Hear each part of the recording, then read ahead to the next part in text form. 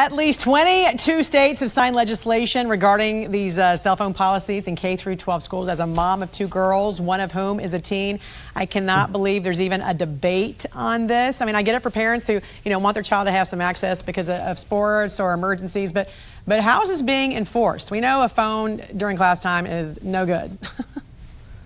Yeah, so there's a bit of variation. One thing that I think is missing from the conversation about cell phones is they don't seem to differentiate at all between age. So I think there is a difference when you're talking about elementary school, middle school, and high school students. Of course. That doesn't seem to be part of the conversation.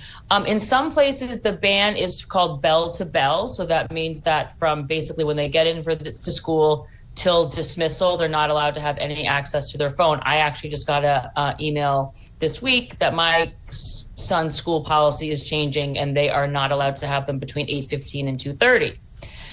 Other places are doing it where you cannot have it in class, which seems obvious, but in some places this has been a major problem. And so in those cases, but why is that? Some people want there to be the use of cell phones in classrooms? There is a subset of parents who want their children to be able to reach them at any time because the fear of a school shooting type incident is what drives their thinking on this. Then there are the problems of enforcement. And I would say that what we saw was during COVID, enforcement got pretty lax in some places. So kids weren't supposed to have their phones in class, but they did. And they got used to it. So the first thing I think schools had to do was crack down on enforcement during class. I think the debate, or I think the debate that I would be willing to engage in is, should a junior or a senior in high school not be allowed to have their phone at lunch?